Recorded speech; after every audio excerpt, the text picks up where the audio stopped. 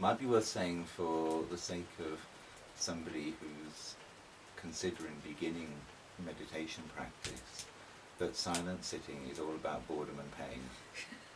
It's not that bad. And you make it sound worse than it is. It's. I think it's worth giving people a non-governmental health warning that although we see Buddha images looking serene, these are inspirational indications of perhaps a resultant condition, and it doesn't always feel that way when you practice. Sitting practice is coming face to face with the reality of our own condition, and the irony of the fact that we think our minds are our own and they will do what we want.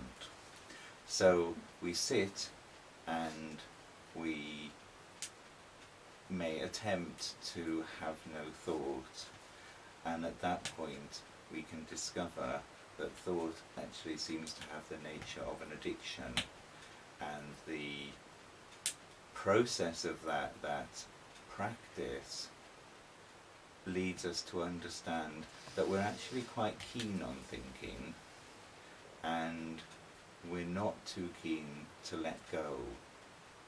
And that in itself is interesting.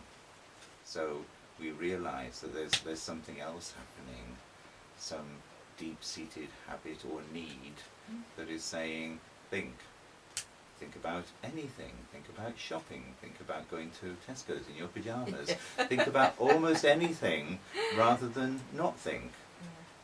So rather than leave a practitioner with this difficulty, we can then engage in various methods that are there to enable us to come to an experiential understanding that the possibility is there that we can sit and not be addicted to thought.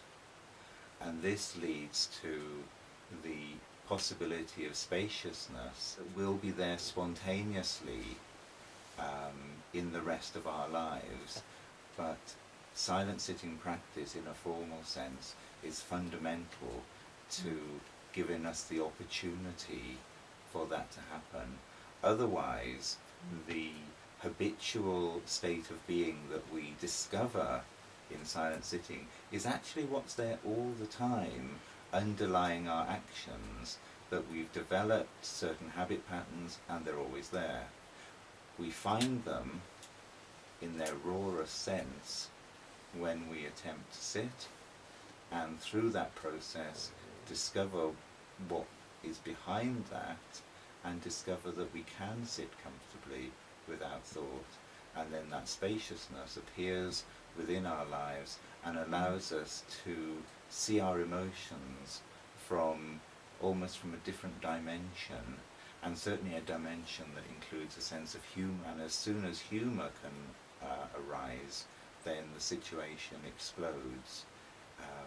We no longer take it seriously, we no longer entirely take ourselves seriously, and we can let go of things that previously we had been so dreadfully attached to.